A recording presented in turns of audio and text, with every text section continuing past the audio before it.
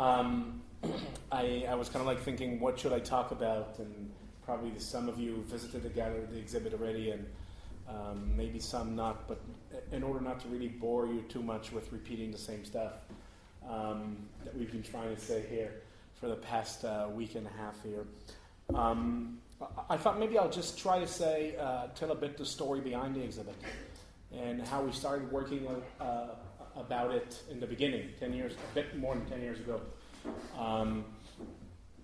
Truth will be is probably 10 and a half years ago, if not a bit more.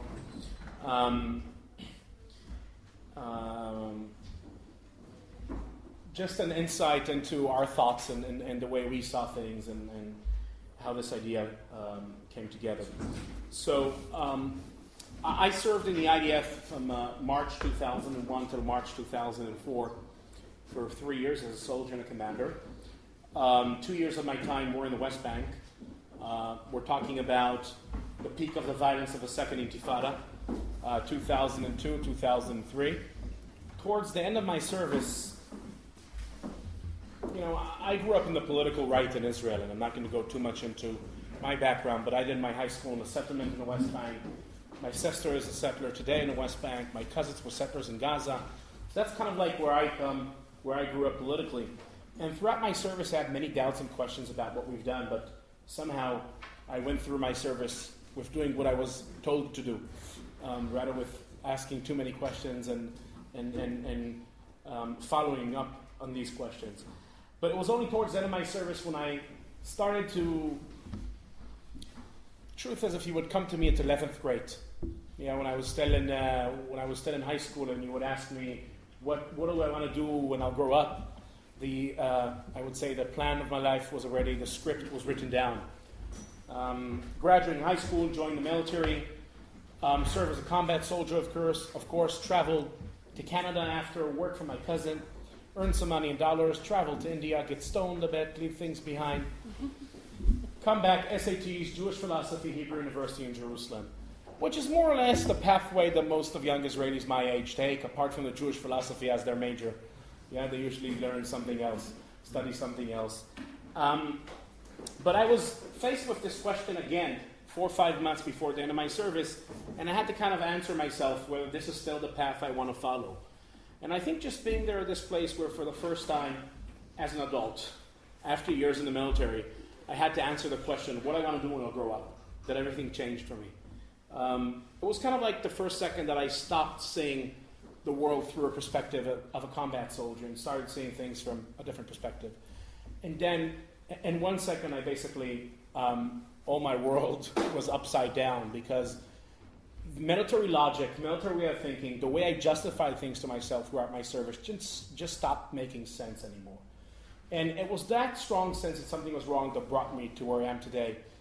And the first thing I did was I just felt that I need to do something. I can't go on for my life without doing something. But what is that thing? Is I started talking with my comrades. I was then a company sergeant. Company is a group of around 120 soldiers. And I just put together all my soldiers in a room and a bit started sharing my thoughts and feelings. And that's when I discovered that we all felt the same. Somewhere in the back of our mind, we all felt that something was wrong. And these conversations started inside our barracks in the last 4 or 5 months of my service is where Breaking the Science and how Breaking the Science was born. We started talking about things we've done and seen. And the first thing, or like the one thing we kept bumping into, was the realization that people back home in Israel, our own society, our own families, our own youth movements, had no clue of what we've done. So we decided to bring Hebron to Tel Aviv. That was our slogan in the beginning. Hebron is the largest Palestinian city in the West Bank, in the south of the West Bank, where we served for over a year together. It's not the worst place we served in. But we were there for over a year so we could actually tell a story. And actually the first thing we wanted to do is literally to bring Hebron to Tel Aviv. We wanted to kind of like to have an exhibit. Let's bring some barbed wire, let's bring some racist graffitis, such as, Arabs out with the Star of David and Arabs in gas chambers that you would find in the other room. We basically wanted to bring that to Tel Aviv. We wanted people to physically feel the stuff or the reality as we knew it. And through a shared friend, because throughout all my service, I was in this complete schizophrenic reality where, 14, 18 days I'm in a military uniform doing all this, and the 3 days I'm back home, I'm standing in protest outside Prime Minister's office or house against the occupation. I was this, all my service was just ups and downs without really being able to answer the questions that I had. So I met through a friend, Miki Katzman. Probably, I don't know if the name means anything to you, but Miki Katzman is one of the most well-known and serious photographers in Israel. He works for the daily Haaretz, and he was taking photos. He was taking photos in the occupied territories, documenting the occupied territories from the 80s, onwards, in an obsessive way, and I met him together with one of my soldiers. Just kind of like starting to bounce up ideas. We needed some help. We needed someone who has connections, someone who knows something that is more than just operating machine guns, which is our expertise by then. And the first thing he did is he took us down from the idea of an exhibit. Guys, you're not professional artists. You're not going to do it well. It's not going to work. Photography is actually something you could play with even if you're not a professional, even if you don't have the experience, And we had with us, of course, some photographs, and he looked at the materials and he kind of like said, okay, what I would suggest is let's go this way. Start to collect materials. And we just started thinking for ourselves, okay, who had a camera with him? Who had a camera with him? And, going through the names and starting to contact people, can you please contribute your photo album? That's the idea of what we want to do. But we still didn't abandon completely the exhibit. There is the video testimonies, there is the faces, so there is other things that are not photographs. But there was also in the first exhibit something we didn't show here, which was a collection of car keys. Of Palestinian car keys. It's something I'll never forget. I was a soldier.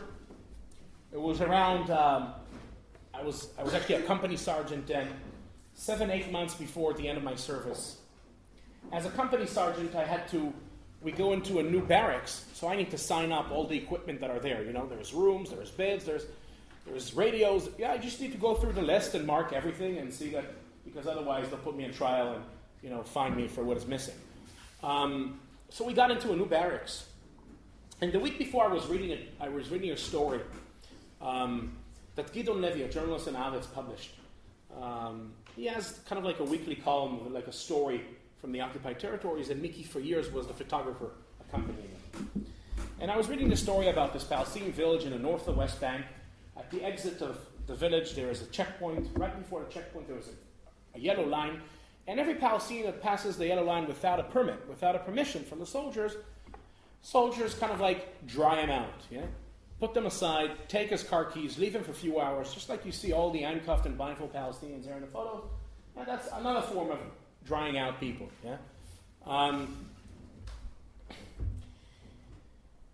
And basically Gidon Levy, this journalist, brings the story of this Palestinian and the other guy and the other guy and the other guy, and then I read the article till the end, and what's the end of the story? The response from the IDF spokesperson. And it goes more or less like this. Confiscation of car keys is illegal. Probably never take place. If it took place, it's probably an exceptional case, and we will investigate it. And if a soldier violated the law, we'll court-martial him and send him to jail. I was reading this and I'm saying to myself, who are they fooling? So the week after, we go to this new base, and I go through the control room, and suddenly I see a box, a metal box, used to be used. It's kind of like a box of grenades. After you finish the grenades, you use it for storage. And I see almost 100 car keys in a box. And I asked the guy that we're replacing, what is that? He says, these are car keys of Palestinians who tried to bypass a checkpoint that, they were reserve soldiers, they were only there 3 weeks. So, almost 100 car keys from one checkpoint. And these are the ones that the soldiers bothered from bringing back from the checkpoint and put it in the box, which, believe me, it's too much to care as a soldier, especially if we talk about Palestinian property. Something in my instinct told me, I want to take this box home. And when we started working on the exhibit, I suddenly remembered, I have these car keys. So this is one of the things that we actually would put up on the wall, a collection, just with a story. So there was some aspect of an exhibit, not only photography. but photography was the main way we've chosen to tell our story and to bring Hebron to Tel Aviv. A very important part in what behind this exhibit was very quick we understood when we started talking about our experiences and open our photo albums that we realized that we've done some very nasty stuff. Horrible things. And we had some horrible photos. But very quick we understood that the idea is not to bring people to the gallery to throw up and puke. The idea is to bring people to the gallery to understand. To understand what does it mean to be a combat soldier in the occupied territories.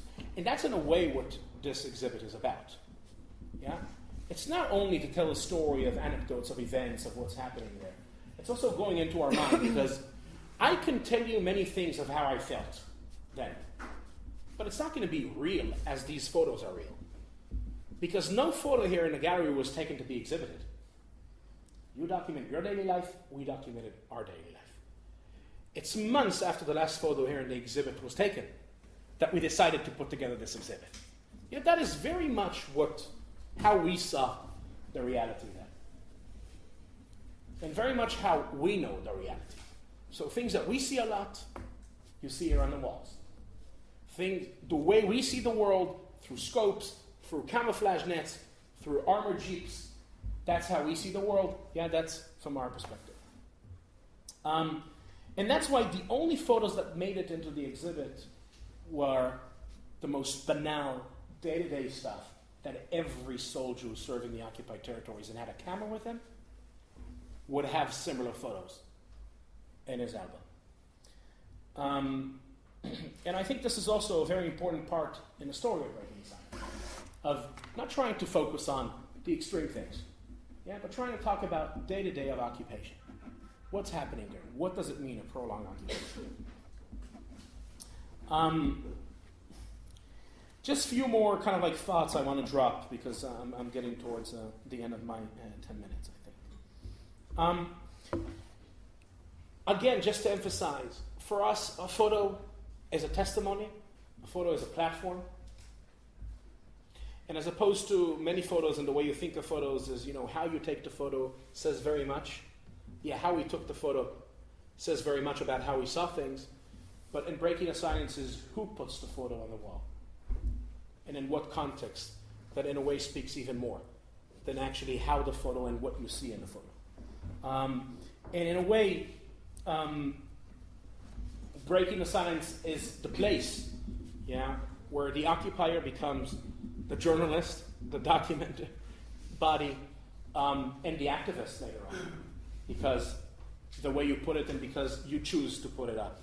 So this is, I think, a big part of what Breaking the Silence is, and now we understand our work and our political work, is using our place in society and our credibility as veterans to try, basically, to take down the system of occupation. Our privileges as a strength to fight this political reality. A very important part, and also putting together this exhibit, here it's kind of like very different than the first exhibit. We have already texts to the exhibit. It's not only about Hebron. There's quotes from testimonies. They're not necessarily from the photographers. They're not necessarily from the same time, place, unit that the photo was taken. It's just the way we understand the photo, the context we want to put the photo in. But a very important part in the first Breaking the Silence exhibit was that there is no text. There is no time. There is no place. There is no name. And that was also what we had in our first testimonies. There were 2 hours of video testimonies that people could sit down and listen.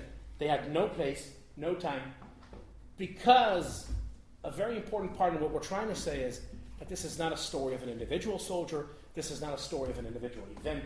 This is not a story of an individual city in the occupied territories. This is not, this is a story of every occupier everywhere in the occupied territories. Some might take that step further and say this is the story of occupation in general, but look, we're Israeli soldiers, we're Israeli civilians, we're interested in taking down our occupation way before we talk about other occupations, but definitely there is that dimension here, and this is what I would recommend to take from it. It's later on when our testimony was questioned, so to speak. So who is behind it? So now you have faces, and you have their names, and you have their rank, and you have their unit, and yeah, it was kind of like to try to strengthen the testimony as criticism came from outside, but it wasn't, at the beginning, that wasn't our first choice. But anyway, I've spoken too much. Thank you, and I really want to thank Yehuda for that. I think the work that Breaking the Silence does is phenomenal and very brave. And so I'm a documentary filmmaker. I've been making documentaries for over 15 years. And I used to do more arts and culture based work. But in the last 6 years now, I have worked in conflict zones, mostly active conflict zones. And I think once I started doing that work, and once I first went to Egypt to try and enter Gaza, and I saw what was happening in Al Arish on the Rafah border, and eventually after 2 months I gained entry to Gaza, then I suppose in some way I was hooked, or I think once I saw what was happening I couldn't go back to making arts and culture based documentaries. But so I'm not a photographer, obviously I'm a filmmaker, but I see my role really as bringing stories out, trying to bring people's stories out to the international world. And that's what a lot of the time people say to me, will you try and help bring our stories out? And I come in when a lot of the journalists are gone. Because as we know, the journalists can only enter. They enter when there's like a heightened crisis. Like during the Cast-led offensive, we were all looking at what was happening and white phosphorus was allegedly being used, and all the journalists will come in and then they'll go very quickly. And it's the same in Congo, it's the same in Iraq, and we see now even there's very little media around Syria. Even Central African Republic has fallen off the radar. Congo gets hardly any media, South Sudan the same. So for me, I have the luxury and the privilege of spending time in a place. So I'll go in for quite a long period of time, maybe for a couple of months, or maybe, it depends on budgeting really, but if I can, I try and go there for as long as possible. I try and really spend time with the people and absorb the culture, and I suppose in a way it could be seen as a form of research, because I'm gathering a lot of interviews and a lot of data, and then I'll come back and edit it and try and create a film that I think is a balanced portrayal of what I've seen and what I've been told. So I've worked extensively in Gaza and continue to do so. In the last couple of years, I've been focused in Congo, and I was doing a research or a master's, which Eilish was my lecturer, and I was researching Congo. And I was researching this rape crisis, or this rape epidemic that's happening in eastern Congo. And the more I researched it, the little I found there was very little information from the men, from the perpetrators. And I was really curious as to what is happening in this conflict, and why is this rape going on? What has happened to these men? So I decided to try and make a film around the issue of rape. But spending time with the perpetrators and talking to them about what has happened to them that has led them to carrying out such acts of violence. Because it wasn't just rape for sexual power, sexual pleasure. It was the raping of babies. It was the raping of old women. It was mutilating women to the point where they would die.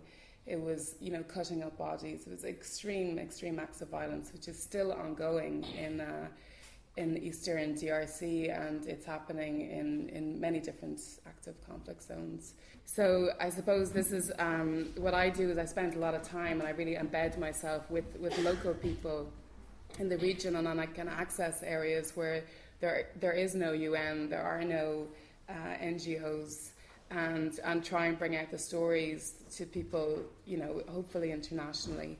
And I see that as my role really, is to try and bring out stories to people. And I'm very committed to Gaza and to Congo as well, because the situation is not improving, it's worsening, despite millions being pumped into the NGO industry in Goma. And I think, you know, it was interesting what Yehuda was saying about, you know, showing normalized, normal day-to-day images, because I think in a way when I go into Congo or Gaza, you notice things like this is a normal image, this man with the, you know, being blindfolded. But, what, you know, I would, as a photographer, you might notice this. Obviously, this isn't normal to me, you know. So rape has become normalized in Congo. You know, men see these women as if it's like there's a monetary transaction around sex, and because in Goma there's also this huge amount of prostitution now, and a man, you know, he needs to have money to have a girlfriend, and many men said to me, well, I didn't have any money to buy her a drink, so I raped her. And because there's no functioning justice system, that these men get away with this rape on such a high level. And also that prison, all of the men broke free out of that prison 2 weeks after I was in there. Yeah, it's in Congo, everything is uncertain and anything could happen at any time. It's a very different conflict zone to Iraq or Gaza.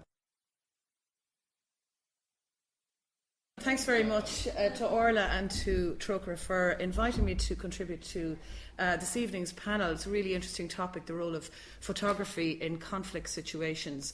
I am very much coming at this from quite a different perspective. I'm not a photographer. Like everybody in the room, I'm sure, I take photographs, but I don't put it as part of my I am statements. I am a photographer. I surely am not. But one of my keen areas of interest in the whole area of development, which of course includes kind of conflict and kind of, when I talk about development, I mean kind of international or global development issues. One of my main areas of interest is in how organisations represent development situations, be they related to conflict or otherwise. And it's because of that Orla invited me to contribute today. I'm part of a working group within the network of DOCUS, which is the NGO network, which looks at a particular code of conduct on images and messages in development contexts. And again, that includes conflict situations. And this code of conduct is on the use of images and messages. 80 NGOs, or what most people consider to be charities or aid agencies or organisations, small ones, big ones, Trócaire, Kimmage, loads of organisations are signed up to this code.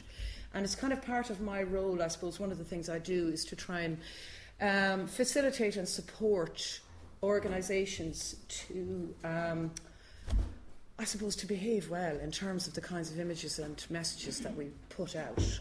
I got interested in that issue back in 1994, 20 years ago now, with the way that the newspapers, and at the time as I perceived it, NGOs represented the genocide in Rwanda. I don't know if many of you can remember the kinds of pictures that we saw in the newspapers, what the kinds of, I suppose, what we would consider to be, there was a shift in the stereotyping of imaging that's put out by organisations and within the media at the time. And at that time there was, there were many day after day images of people who were dead, who had been killed. The violence in the imaging was really stark. Now, that was the reality of the genocide in Rwanda. But then how it was being used was a big issue for me at the time, and for a number of us who engaged in a campaign. I can talk a little bit more about that if anybody's interested. So I just want to make 3 points this evening about what I see as the role of photography in conflict situations. But I'm speaking out of that land that I mentioned. I think the first one, it's a point that Yehuda made earlier on.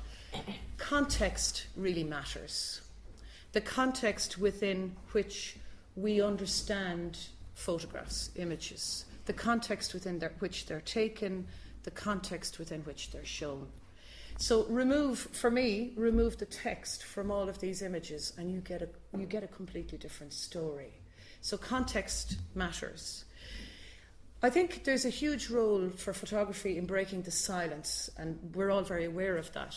But I'm very interested in how photography can throw a new lens on something, can challenge our stereotypical understandings of the world outside of ourselves and around us. So what new lenses can photography bring? And the third point I'd like to make is that I think there are some key principles that can underpin the use of photography in terms of representing or telling the stories of conflict. So those 3 points. So when I was preparing for this evening, I was thinking, I don't know about you, but I like to kind of hook onto something, and I was thinking, what kinds of images of conflict come to my mind that I can remember without ever looking at a book or anything? And the first image of conflict that comes to my mind always is the man standing in Tiananmen Square with the tanks. That's the first one. The second image that came to my mind was King Billy on a mural in Belfast. Okay? And then I thought, well, there's King Billy on one mural and there's Bobby Sands on other murals. Those photographs of conflict come to mind. And a third one came to my mind, which I was kind of surprised at. But it's a photograph of people taking photographs with their mobile phones in Egypt back in 2011. And you remember the uprising in Egypt, what became known as the Arab Spring, and how people, ordinary people who were involved in the uprising, used their phones, became the photographers, got the story out. So I have that image in my head. So I suppose for me, they're just 3 images. I'm sure you have 3 photographs in your head. I'm sure you've loads more. I saw a book downstairs earlier on when I was messing around. 50 photographs you should all know. And I looked at it, and my photographs weren't there, but there was a good one of Mandela in Robben Island, which I saw. I suppose the key thing for me is the photograph or the picture is political. Susan Sontag put it like this: like all other texts, it's interpretive. It has an author whose point of view we see, a frame that excludes and includes, objects of cognition, don't mind that, a career of meaning that moves away from the sovereignty of the author's clutches. So once we take it, goes into somebody else's hands, anything can happen to it. A life of circulation and dissemination that may or may not make it a plaything of different interest groups struggling for legitimation and authority. It is flawed in being tied up with power, position and interests. And I think that that's huge. There's loads in that. But the politics, the interests, the context within which photographs are taken and used, I think that's really important. So it's not just about the photographs we take, it's about who's taking those photographs and why. And this exhibition here is a real example of that.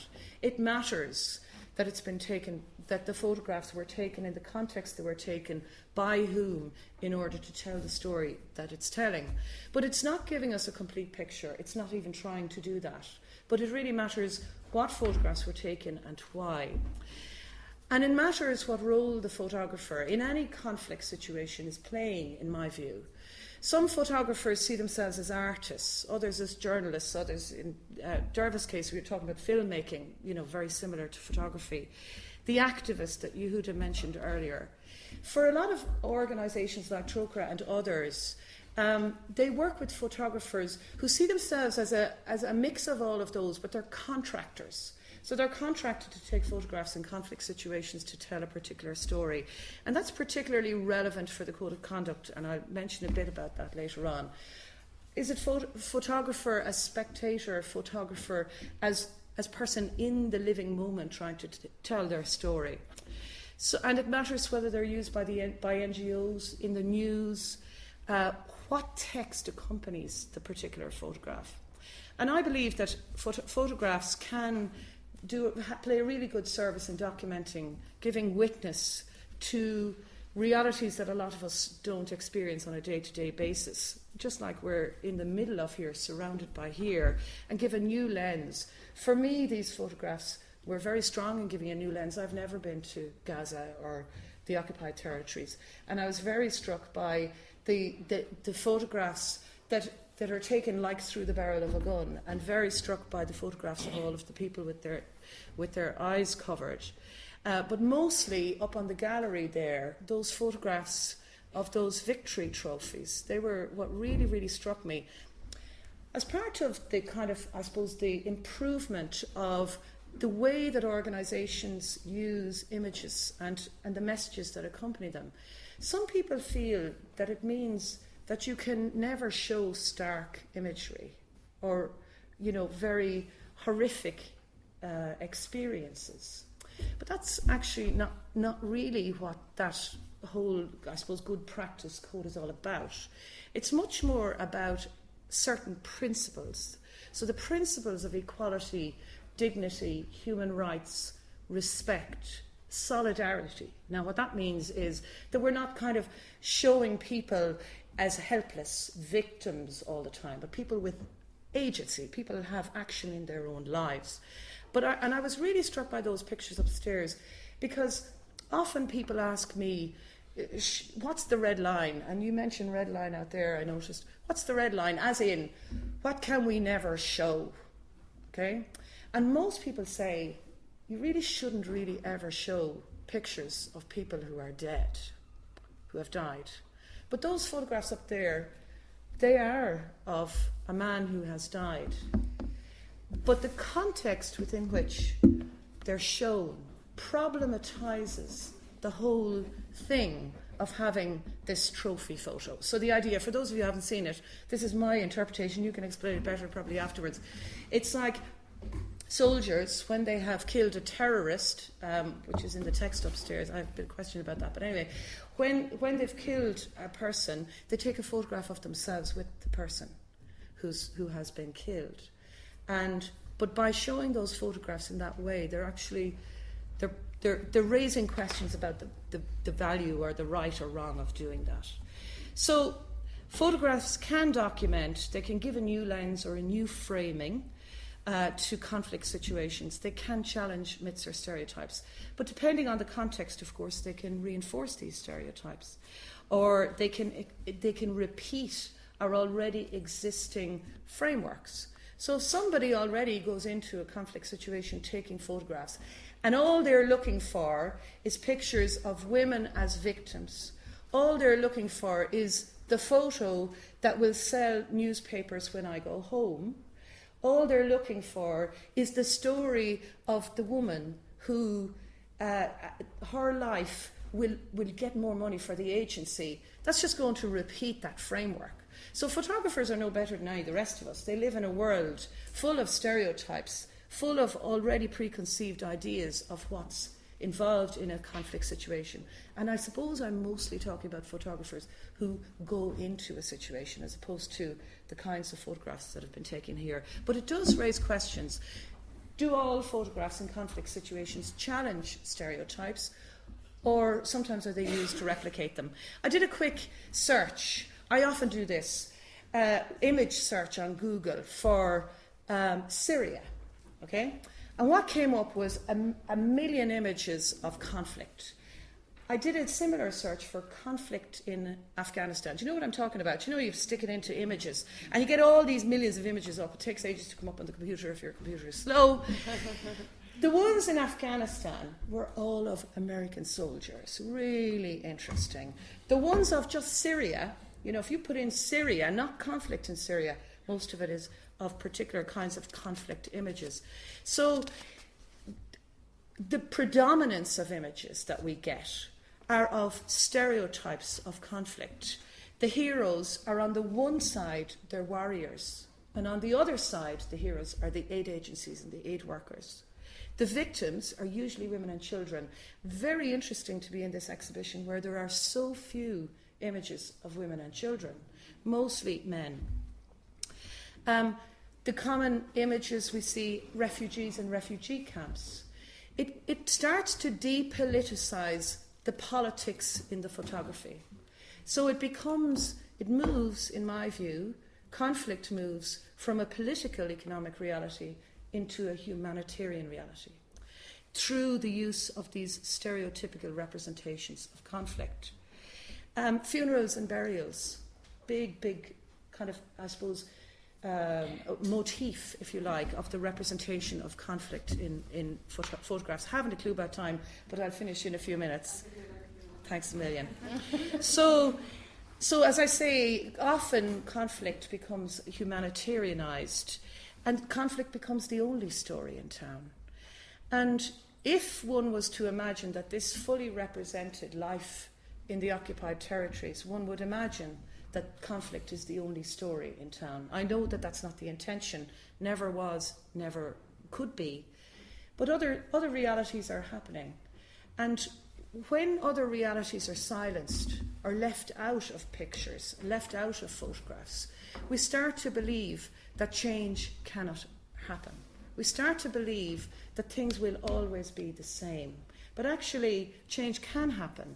And sometimes photographers have a responsibility, in my view, to show not just the negative aspects of conflict. Yes, of course, those where relevant and where important, but also what are people locally doing to challenge existing conflict, to change their own lives.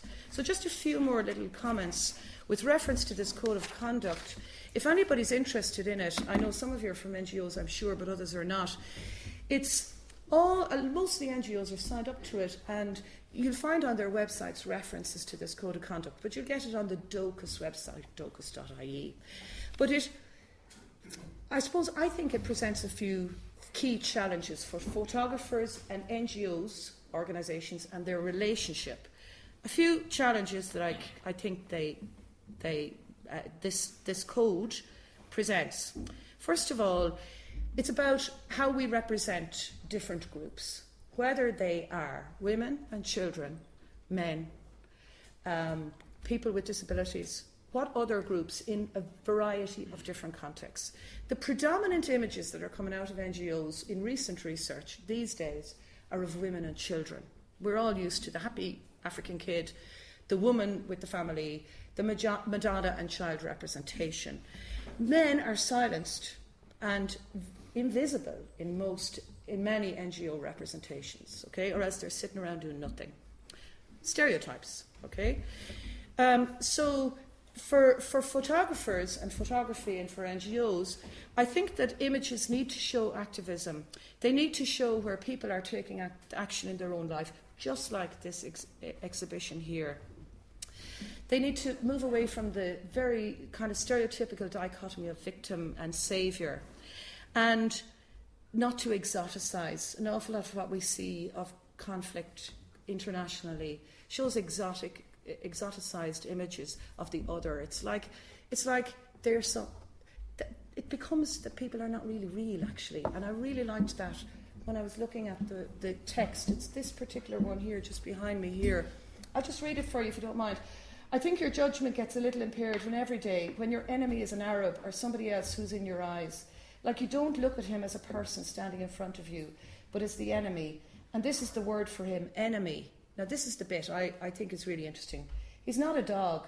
He's not some animal. You don't think of him as inferior. He simply doesn't count. And I just think that's really powerful.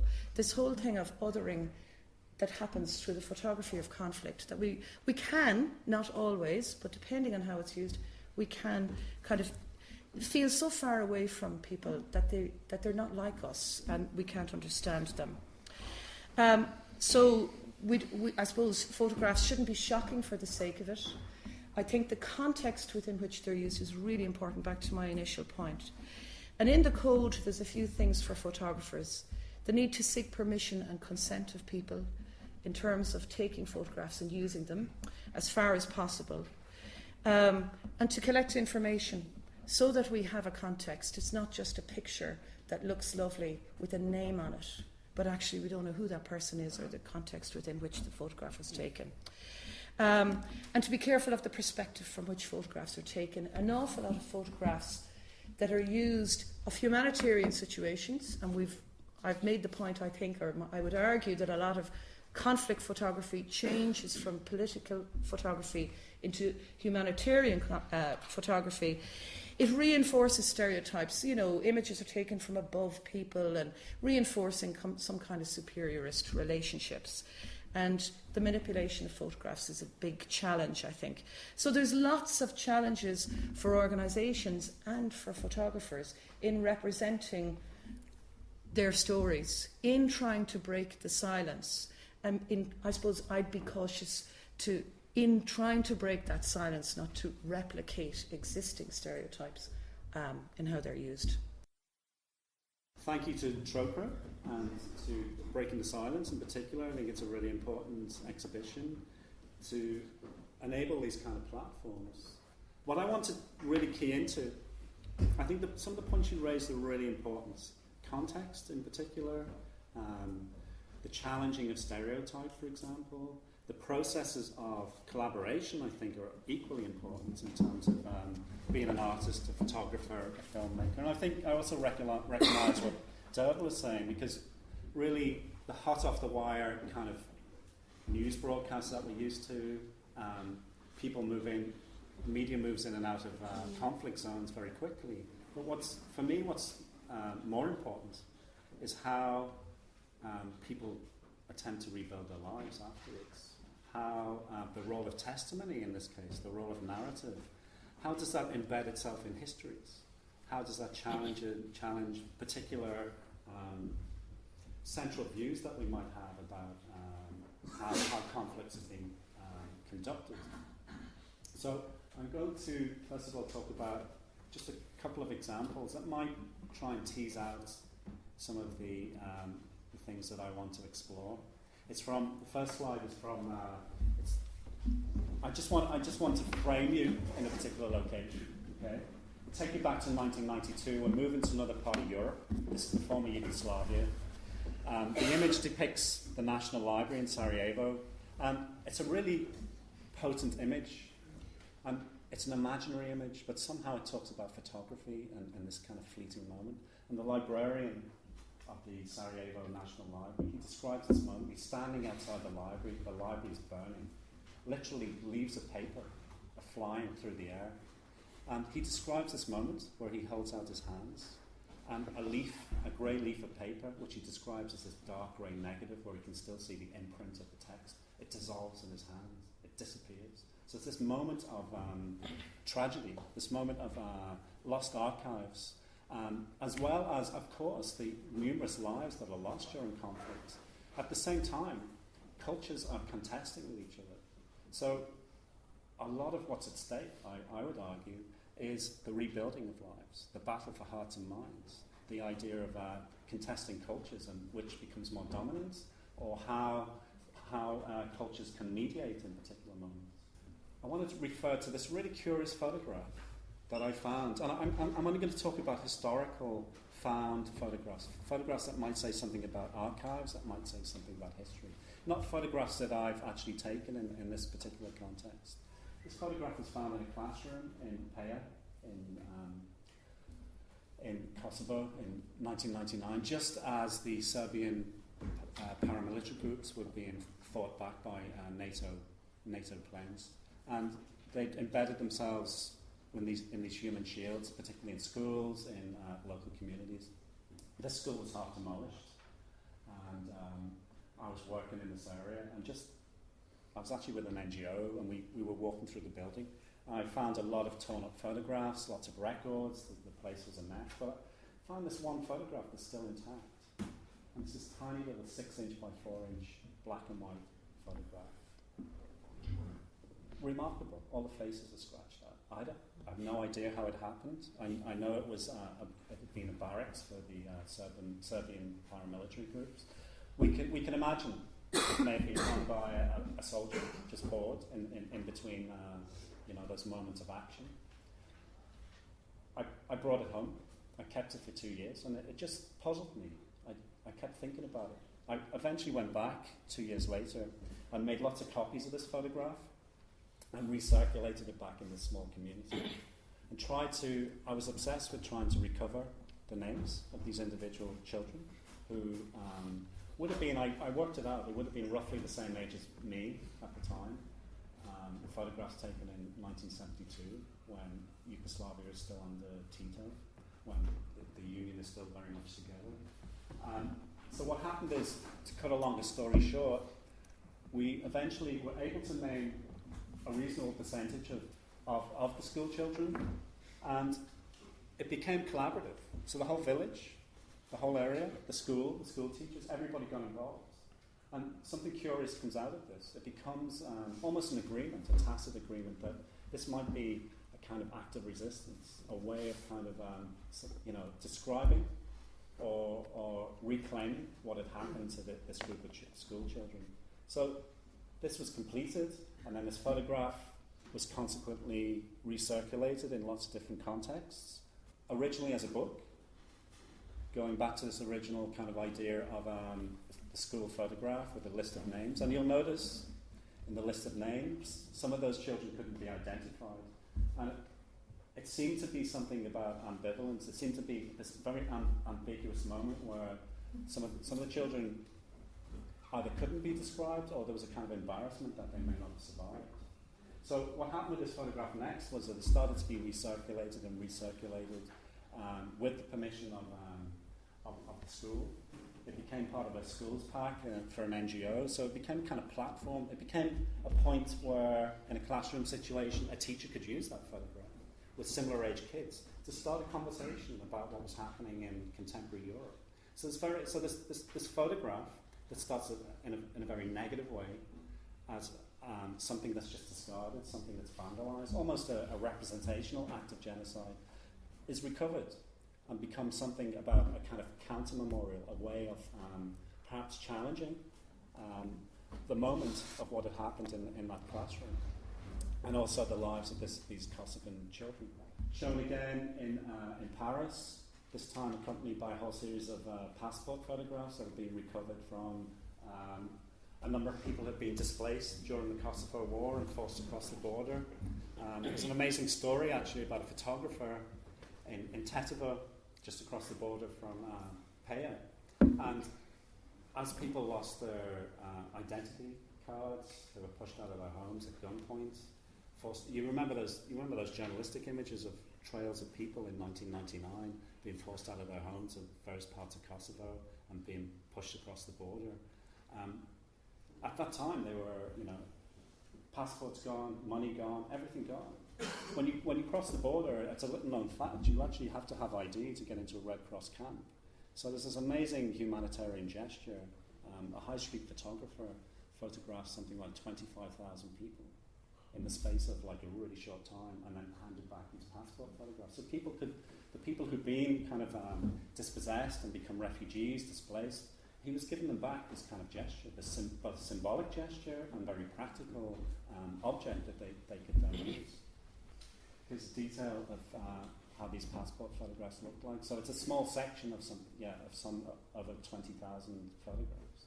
So in the way that it's displayed, in the context in which it's shown, it creates this kind of curiosity in a way. It creates a platform. It creates another kind of discourse, and a way of talking about history, a way of kind of memorializing, if you like, that moment. So it's now it's almost 20 years since the signing of the Dayton Accord, which people may remember Srebrenica, which was this horrific moment where 8,000 Muslim men and boys were systematically murdered.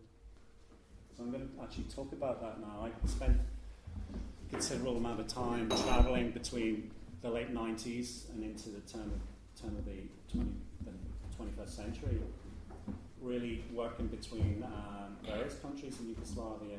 One of the things that was really striking about going from village to village, the conversation was always about resistance, this idea of resistance. It was really important to people that a message could be sent back, a message that could be kind of circulated, if you like, back into the media, back into the world. The idea that people survived. It was really important that in villages where there'd been these huge executions, where people had been dispelled, people had been put on the road, that the idea that people's narratives, testimony, became this really important moment. And one thing that was really striking was that people I met in these places, the importance of survival were these moments, for example, where, in this case, Serbian paramilitaries, I'll give you an example, might have lined up a group of men in a back garden, say, and then systematically machine gun them. One guy fakes it, and all the bodies fall on top of him. He crawls out. but it's really important that that story is retold. In a way, it reminds me of Primo Levi's description of being in the Nazi camps, where at this moment he's talking about it's this historical vision of how the future might be, also connected to memory. And he's talking to an SS guard, and the guard says to him, "It doesn't matter what you remember. It doesn't matter at this moment. We control history. We'll control the way that people remember these, this particular time."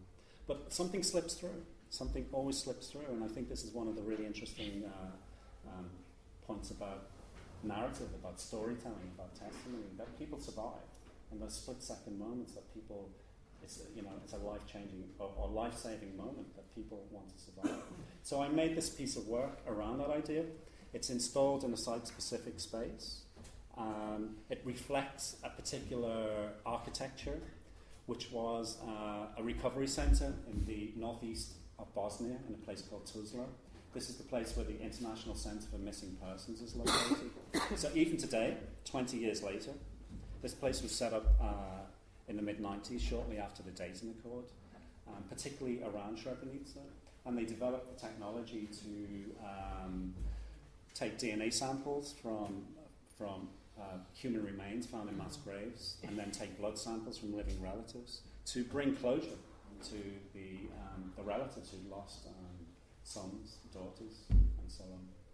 So this piece kind of gets at that by using testimony, by reperforming those testimonies found in both human rights archives and by direct interview from people I met in these places.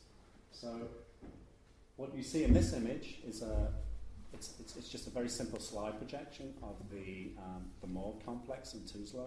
But as you walk through this space, you're actually inside a replica of that. It's a meat preparation area, so you can actually control the temperature, the sound, and it becomes much more significant because you're removing somebody from a gallery context where you can turn away from in a gallery, you can walk out. In this space, you're completely immersed. So the experience of actually being in a site-specific location. Just bringing that to conclusion, I wanted to connect with this idea of narrative, of voice, of storytelling, and I think in art, in a way, in a subversive way, you might describe this as an intervention. But it's important in the case of Breaking the Silence. It's a performed testimony, but I also think that's also important historically about how that becomes embedded in the culture, how storytelling can begin to challenge certain kind of testimonies. So not just in this case it's from the IDF's point of view, but I think at the same time storytelling is also polyvocal. It's important that conflicting stories can exist in the same kind of frame, and that these points of resistance can be actually negotiated and challenged perhaps. Historian Paul Ricoeur argues that, and just finish with this quote, "We must have trust in language as a weapon against violence, indeed the best weapon there is against violence." So here, again, we're talking about voice and testimony as an important element to reinstate, to create, to move perhaps from the periphery back towards the centre. And also, John Taylor has an interesting take on this. He argues that the act of remembrance is also the payment of a debt unto the dead.